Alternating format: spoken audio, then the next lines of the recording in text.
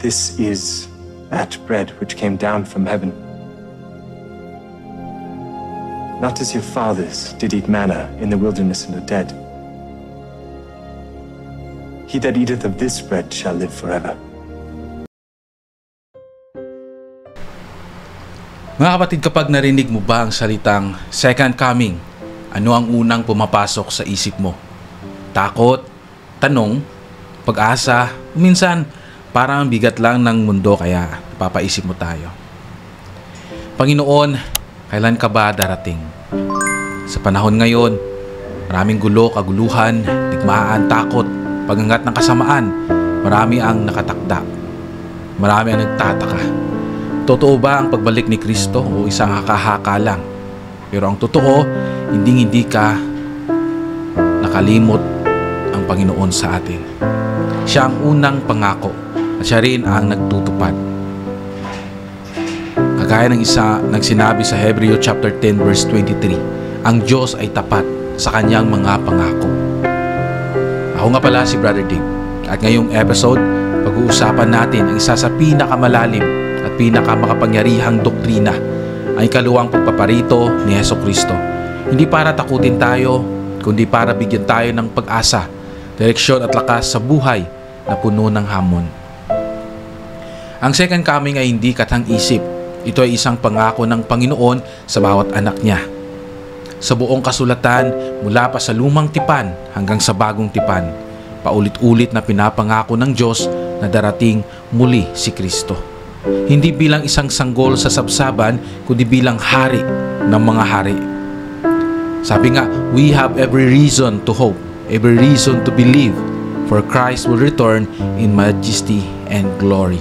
O sa Tagalog, mas sapat tayong dahilan para umasa, maniwala at magpatuloy sapagkat si Kristo ay babalik na may kapangyarihan at kaluwalhatian. Alam niyo, may isang tatay nakausap ko noon. Sabi niya, Brother Dave, minsan pagod na pagod ako sa buhay. Pero kapag naiisip ko ang pagbabalik ni Kristo, parang may lakas na bumabalik. Sa dami ng problema niya, tulad ng utang, trabaho, sakit at responsibilidad, ang pag-asa niya ay hindi sa pera, hindi sa tao, kundi sa pangakong darating ang tagapagligtas. Sabi nga niya, hindi ko alam kung kailan siya darating, pero alam kong tutuparin niya ang kanyang sinabi. At yun ang nagbibigay ng kapayapaan sa puso ko. Isa sa pinakamalinaw na pahayag ay sa Matthew chapter 24 verse 30. Makikita nila ang anak ng tao na dumarating na nasa ulap ng langit. Taglay ang kapangyarihan at takilang kaluwalhatian.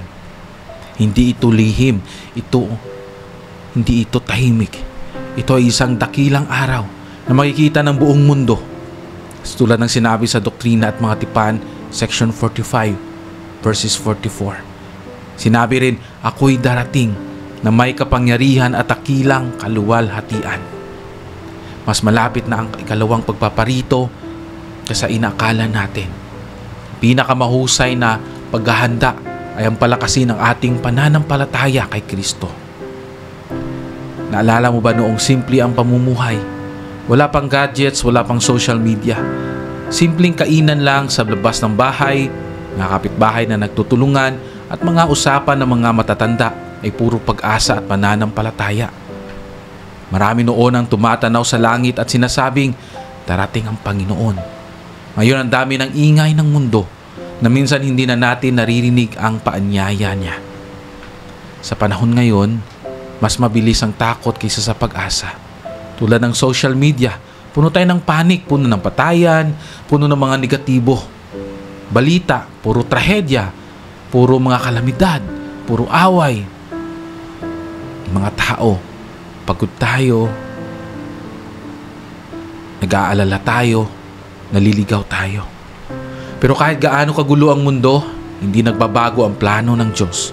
Tayong mga anak niya, may parte tayo.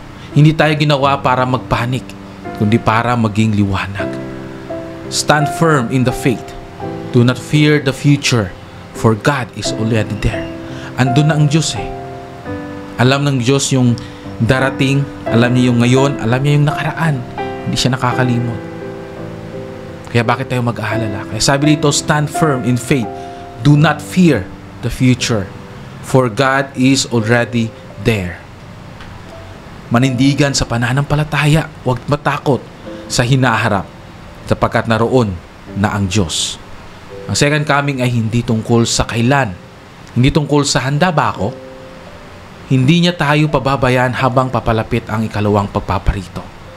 Hindi niya tayo pinapaghanda para matakot, kundi para maging mas mabuti, mas matatag, mas makadiyos. Isang nanay ang nag-iisa ang bumubuhay sa pamilya. Hindi madali ang buhay, pero araw-araw siyang nagdarasal. At tuwing may problema, sinasabi niya, "The Lord is coming. Kaya ko to. Darating ang Diyos." Isipin mong may dalawang tao sa gitna ng bagyo. Ang una, takot, walang direksyon. Ang pangalawa, hawak ang flashlight. Parehong nasa dilim pero magkaiba ang pananaw. Ganito rin ang second coming. Parehong nakikita ng tao ang gulo sa mundo, pero ang may pananampalataya, mayroong liwanag. Minsan nakakalimutan natin ang langit dahil sa bigat na ngayon, tulad ng bills, bayarin, trabaho, pressure, expectation, lahat na nakakapagod. Pero kapatid, tandaan mo, may darating na araw na buburahin ng Panginoon ang lahat ng luha mo. Tulad ng sinabi sa Doktrina at Mga Tipan, section 59, verse 23, ang kapayapaan sa buhay na ito at buhay na walang hanggan sa darating.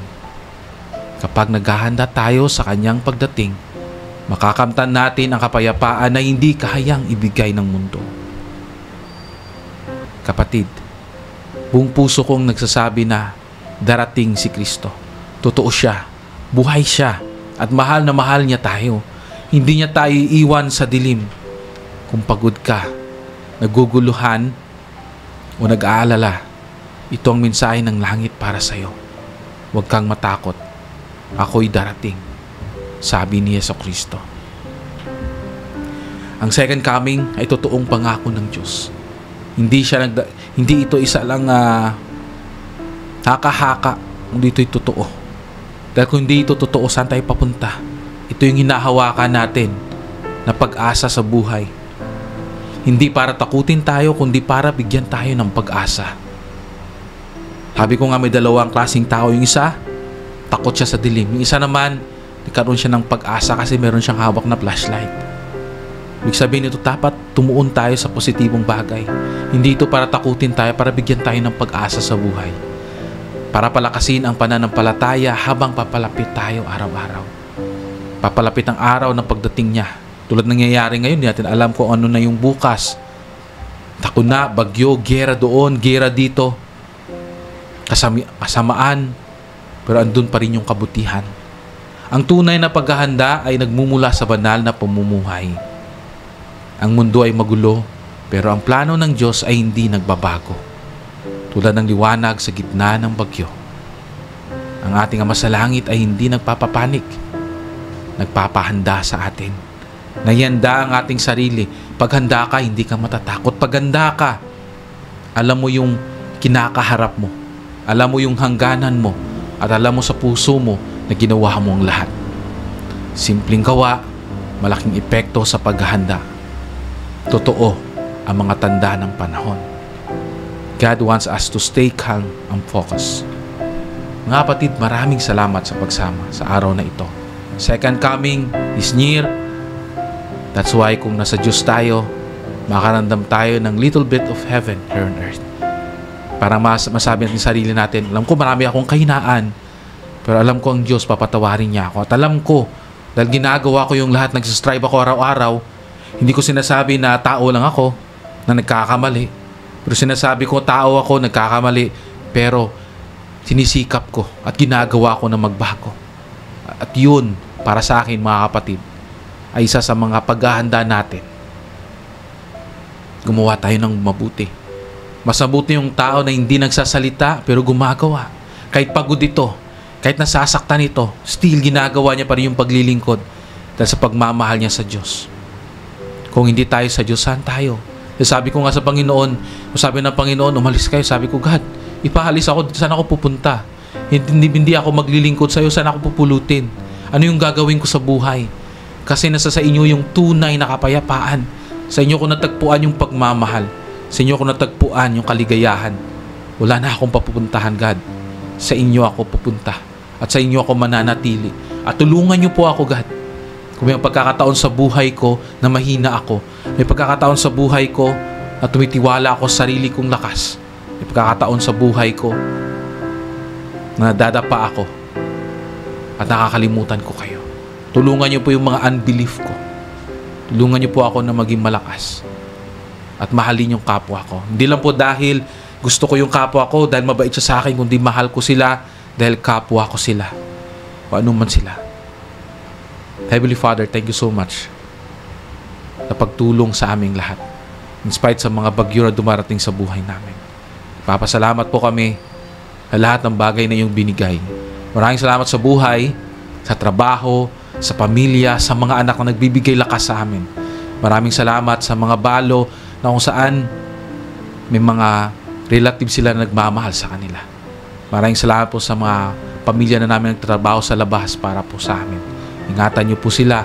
Ingatan niyo po kami sa mga hinaharap namin araw-araw. Sa sakit, problema sa pera, pangungulila sa pagmamahal, at iba pa.